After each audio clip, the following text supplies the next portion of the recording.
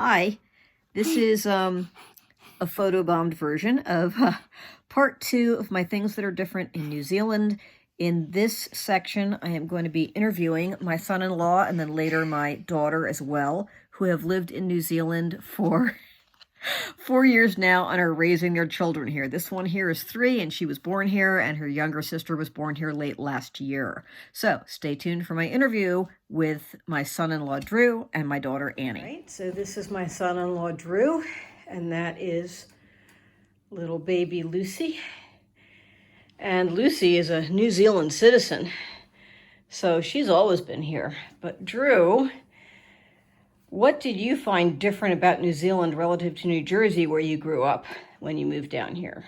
It's a very different environment in terms of feel, I guess, is the easiest way to put it. So the sense of community, just the general relative friendliness of people, and sort of, it's one of those weird experiences where you have to reassess your assumptions about things. And not the least of that is learning to drive on the wrong side of the road.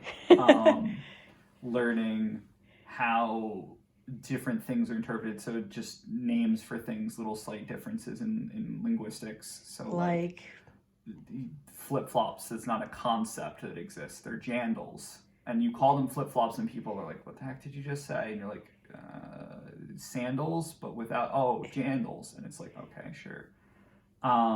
Learning the different names for foods to some degree, or the different preparations. So the big one is coffee. You're looking around and you're not going to find a drip coffee pot anywhere, but everywhere, every person has their own French press that they press their coffee every morning. No Mr. Coffee? No Mr. Coffee. Keurigs are extraordinarily rare.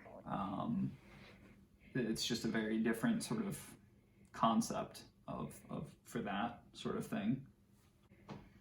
But yeah, as far as the sort of reassessing priors, a lot of it is people are very genuinely interested in things, and people respond very genuinely, which is not something you're necessarily used to growing up personally in northern New Jersey especially. So you hear someone respond with, oh, that's cool, and they mean it literally, but you hear it sarcastically, sort of a thing. And you're just like, well, that was rude. And you're like, oh no, they were being literal because they're not inherently cynical people. Isn't that weird? And it's just little things like that, and you get used to it over time. But the sort of in the back of your head, it never disappears. Sort of noticing that difference. What about practical physical things that were different, other than crossing the street and driving on the wrong side of the road? Oh, I know one thing that struck me, which is going to the supermarket and you want to order a quarter pound of spiced ham sliced thin. Yeah, no. No. Very limited selection in certain things. Deli meats being one of pretty chiefly among them. What about anything with the houses or with work environment or anything like that? I mean, the big one for housing is just the lack of emphasis on central heating. I mean, it just isn't really a thing. Yeah. So if you want a room warm, there's got to be a discrete heat source in it. So there's a heat pump in the living room, and other than that, there's no heating inherent to this house. There's some panel heaters in some of the bedrooms that have been installed and plugged into the wall, but that's it. So it's if you're not actively heating a room, the room is whatever temperature it is outside. So, and there's no fireplaces anymore in any of the renovated houses. Not really. There's some probably still around, but not in a single rental we've ever looked at has a real fireplace. Some people have installed wood burners into the houses and vented those, but in general, it's just you've got electrical heat one way or the other. Okay. Either with a actual heat pump that pumps heat in from a generator outside, or from a panel heater or an electric column heater or something like that. So no central heating. It's just not done here, right? It's just not done. So you just say, okay, well, this is a room I need warm. I'm going to put a heater in it, or I'm going to turn the heater on that's in the room, and that's all there is. They've now gotten a significant more emphasis on getting double glazed windows into houses and forcing people to put insulation in ceilings and floors to at least keep some of the heat trapped in the house. But in the winter, it gets cold. It just gets cold. You just learn to bundle up. We're coming into winter. I need to buy a new pair of slippers because I don't have a pair of house slippers, and my feet will just constantly be cold, all day long, from the moment you get out of bed in the morning until you curl back up. your feet are cold. At least for me, that's my. And it's that's my just one thing. normal And for it's just people normal. here. People are just used to it. Yeah. To the point of like the idea of centrally heated buildings is like this crazy luxury. Like a lot of some of the bigger industrial buildings will have central heating setups in them, obviously. So you'll go into a shop and be like, oh man, it's so nice and warm in here. Like, no, this is how it should be. This is what indoors feels like. Your houses are weird. Sorry, they just are. They should be. You should not immediately be cold when you walk inside. You should not feel. Even if your house is drafty, you should still at least feel warm when you go in. And It's just not there. If you've got a drafty room, that room's going to be cold. Period. It just is. It's a very weird thing to get used to. But you get used to it very quickly once you realize you don't have a choice. The first house we moved into was this giant old, I think 1800s built house that had been vaguely modernized, like renovated, but not in a way that made it any more suitable in terms of heating. I mean, there's a heat pump in the room that we lived in, but like it was too big a room for one heat pump to do anything, and it was positioned wonderfully, like literally right over the door to the balcony, which meant that there was a draft through that constantly. So all your heat just got sucked out the door. So you just got used to, our room is cold, our floor is wood, and therefore it's freezing at all times, period. Like you could have the heat pump on for 3 days straight and your floor would still be ice. Now, I know people thought when I was coming down to New Zealand, they thought I was coming down to like a tropical paradise. I don't know what it's like on the North Island. We're on the South Island, and we're on the South Island near the ocean. So I know it's certainly, I mean, guys, if you've watched the Lord of the Rings movies, they were all filmed down here. Remember the snow? It happens. Yeah. I mean, we don't often get snow here specifically.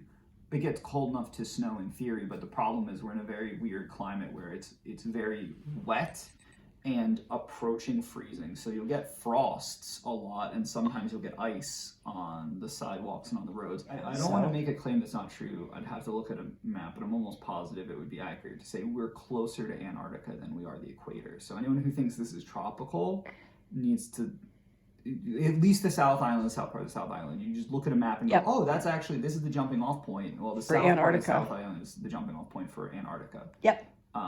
It's here or the southern tip of South America. Those are your two options on either side of the globe. Like, that's it.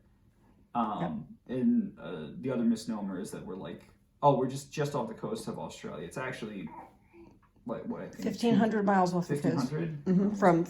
From the western side of the South Island to Australia is 1,500 miles. I looked it up. And you're about 3,000 to Antarctica. Annie just went to get a bathrobe because she's cold because we're in autumn now.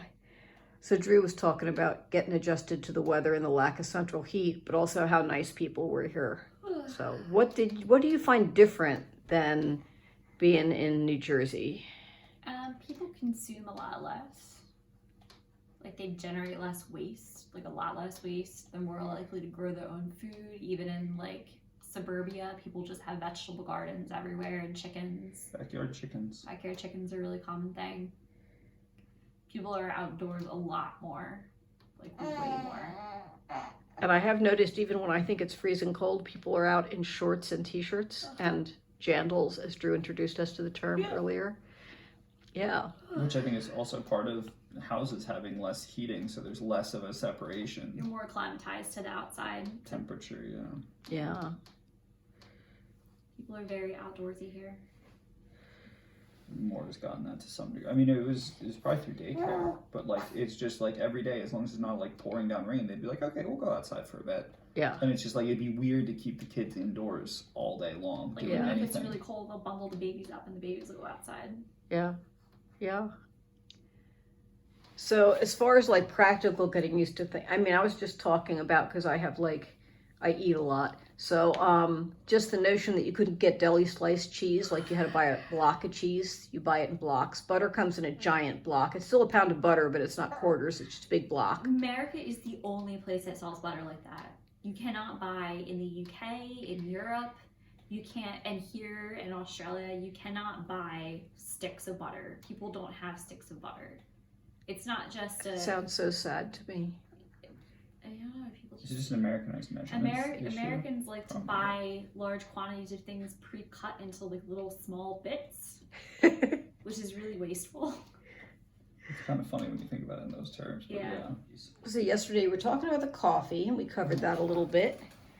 And what else as far as what's like the doorknobs on all the doors and things like that? Like how the house is laid out, how the taps are. What else is different? Oh, well, a lot of older houses won't have mixers. They're really uncommon. What's So a they'll have- mixer? A mixer is where you can adjust the temperature of your water. Oh, so yeah, they have two faucets instead of Yeah. one, It's like like our one old for hot house and one for had cold.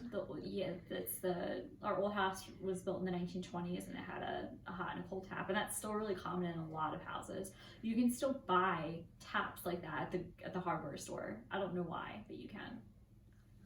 I don't know why you would use them. You mean like sinks that have Sinks that built that have in, those yeah, taps as where opposed it'll to be having it instead of having pre-mixed. mixed. Like Yeah, you have to specify that you want a mixer if you want to get it's very odd. a thing that will mix hot and cold water. One thing you mentioned, Drew, the other day we were talking about was the night sky. Oh, it's because there's less light pollution here, and also just the cities are smaller. You're basically in the middle of the Pacific, so you don't have a ton of adjacent anything. And you can get this in some places in the U.S., but just going out at night and looking up at the stars and being able to see, just on a clear night, stars, the Milky Way, all of that, it's a really eye-opening experience when you're very accustomed to not being able to see that, even on a clear night. In all fairness, we're people from New Jersey. Yeah. So yeah, somebody We're that East lives out in Coast, Wyoming someone- probably yeah. can experience The only it. other time I've seen that in my entire life was out in New Mexico, Yeah. in the middle of the Philmont Scout Ranch. It would be 13 years ago, 14 Yeah. years ago. I was struck when I went in the backyard and I looked up and I could actually see the Milky Way. You could see the arm of the galaxy, and it was like, and completely different stars. It's a Yeah. whole different night sky. It was really, really cool. Yeah. So Annie, you were saying about people and babies and how they reacted to that. People just generally really like babies here. Like it's very family friendly. It's not uncommon to see like non-religious families that have like 4 kids or more. And I think that has to do with the fact that there's very good maternity and paternity leave. There's free maternity care, free pediatric care. People just genuinely just seem to like kids. Like I just haven't ever gotten really any judgment about anything surrounding kids. Of course, you have exceptionally adorable children, if I do say. So, without any bias on The my part at unbiased all, opinion, I'm yeah. completely unbiased. That's right. That's right. Okay, let's talk a little more about food. Positives and negatives about food here. It's different. You get really good South Asian food and Southeast Asian food. So like So they've imported a lot of really good flavors, but they also have a very, I'd still argue, a very good selection of at least domestically produced ingredients, including native, a lot of native. Well, I don't know about native. I have to cut that. domestically produced produce. Yeah. New Zealand makes a lot of its own food. Like there's lots of produce that's here. There's very little that we actually import, really, in terms of produce. And it's almost always it's one of those things where it's very clearly they'll delineate. There's domestic lemons, and then there's these are the imported lemons, and they're in this separate area. But you're looking at the two of them, you're like, I don't know why I would. Because it's not like there's a quality difference. It could be a seasonality issue where they have to import them for certain times of year and whatever. But realistically, it's there's no. Now, they sure must import cocoa beans. But what they do with them. Well, they make some pretty good chocolate here. They make I'll let the pretty good expert talk about that. Whitaker's chocolate is the best chocolate in the world. It's triple milled. It's really good chocolate. And I've been to Belgium and I've had really good Belgian chocolate. I think Whitaker's is as good as that. It's just excellent, excellent chocolate. Yeah. Made in New Zealand with New Zealand dairy, it says on the label. And I am going to see how much I can fit in my suitcase before I go home, because it is really awesome. And unfortunately, you can't get it in the States. No, it's very sad. Very sad. It makes Hershey's taste like garbage. Well, And even yeah. Cadbury. Those are fighting well. words from someone from anywhere near Pennsylvania. So you've Hershey's is not high quality chocolate. yeah. Oh, the other thing you mentioned the other day was how green it was in the winter. Well, that was Because when we it first, is a cold winter. we first got here in August of a year, 2014. Yeah. And Just right at the end of it winter. was cold still, like cold. Like we landed, they said on the thing, I'm pretty sure that was the first time we landed in Dunedin, and they said it was 0 degrees outside, and they meant 0 degrees Celsius, but 32 degrees 32 Fahrenheit. But it was not a pleasant experience coming from, because we'd stayed out in San Diego for a little bit before we came out, and so we were used to August in San Diego, and then we land at our final destination and it's 0 degrees, 32 degrees Fahrenheit, and it was like, oh, okay, I guess it's still winter here. I think it snowed one of the first days we were here too, which is one of the only, like, a handful of times the entire time we've been here that it's actually snowed. But the frosts aren't hard. Rarely, not in this part. So like in coastal Otago where we are, it's like a very damp and cool but not cold, like microclimate. If you go out to central Otago, like, I don't know, an hour and a half, 2 hours drive west of here, it's very, very extreme. So they have very, very bitterly cold winters where there's very hard frost and lots of snow. And then in the summer, it will be really, really hot, like 105 degrees Fahrenheit and very dry. But in Dunedin, the extremes are like, you very, very rarely get below 32 degrees Fahrenheit for a long period of time. And then during the summer, it rarely gets above like maybe 82 or 3 degrees. Yeah, so it's a little bit more stable there. So you were saying there was an awful lot of green around, Yes, even in when it winter was time winter. it's still green. People grow vegetables in winter, like they'll grow brassicas like broccoli and cabbage and stuff. And there's still stuff blooming in the winter. Like there'll be, when we landed, it was the rhododendrons were just starting to bloom, so it was rhododendrons everywhere in August. Wow. Yeah, in August here for people watching, August is winter here because the seasons are reversed. But it's like late winter. It's almost coming into spring. It's like February. February, yeah. Like February, yeah. Yeah. So question, what do you miss most about the States? I think Drew's already answered this possibly, but Oh, it's food.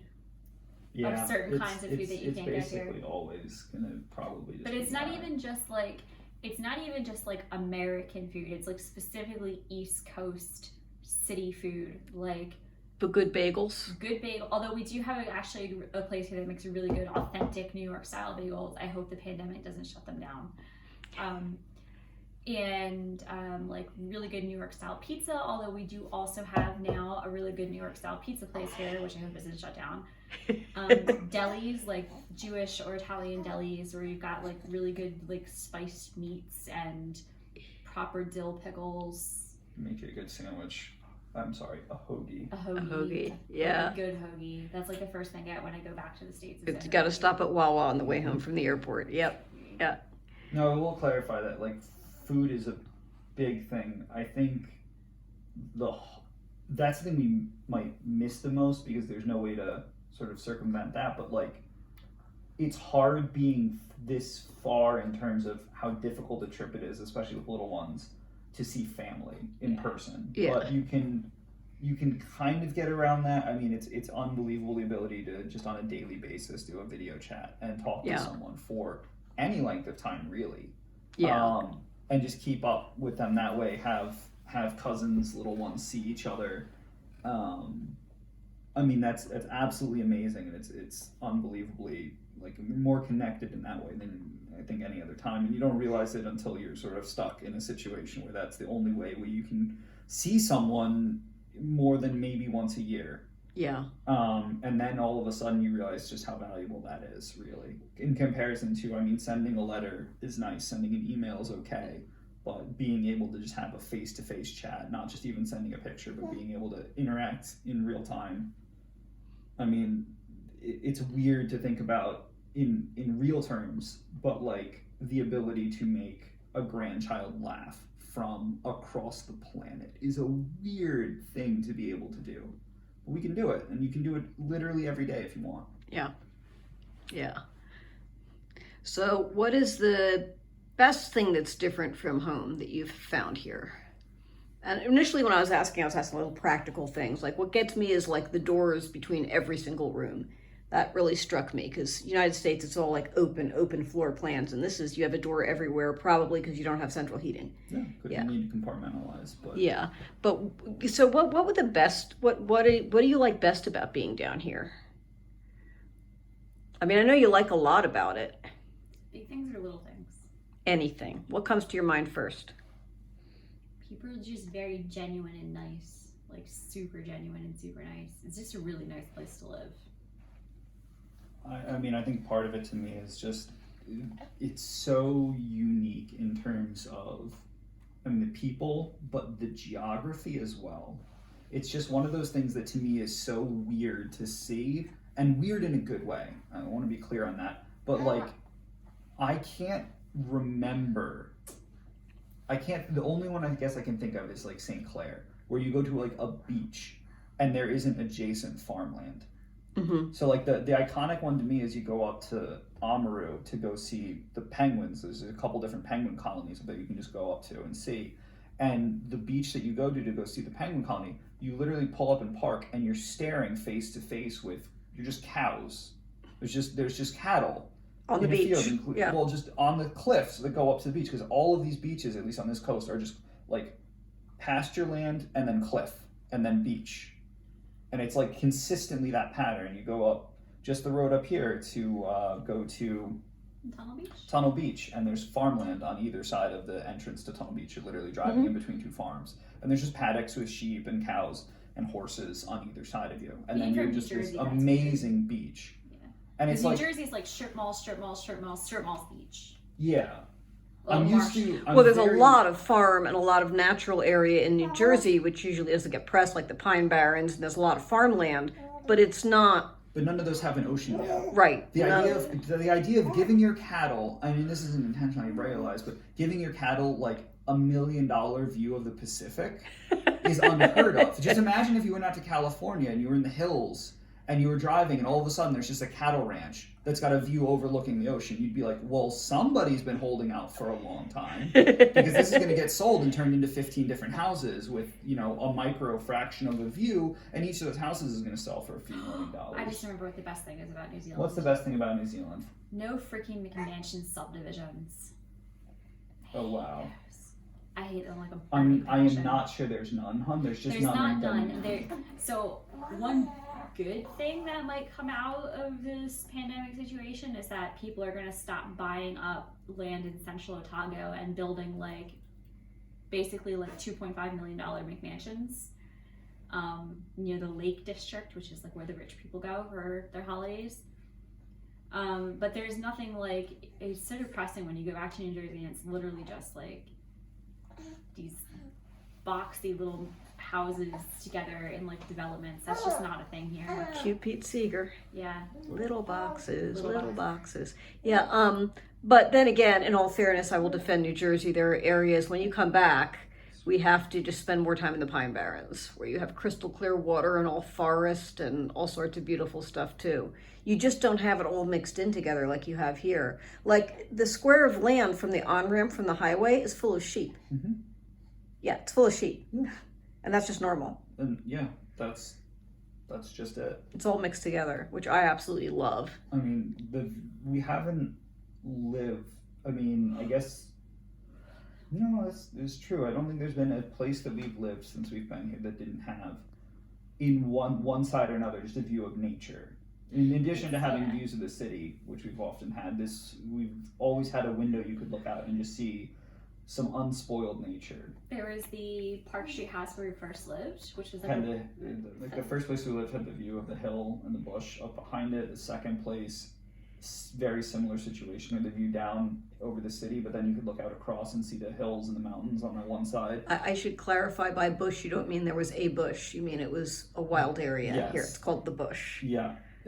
You would otherwise call it the woods. I guess they always call it bush here, to the point where just in my head is now the bush. It's woods. It's woods. Yeah. My brain says yeah. The bush. If we were talking about woods in New Jersey, I'd call it woods. You call it here, it's bush in my head. Yeah. Yeah. And that's yeah. What do you think? What do you like best? She doesn't know New Jersey. She is a born and bred Kiwi citizen. She's Yeah. never been out of the country yet. No, yeah. Well, That's why she's not so since she friendly. hatched.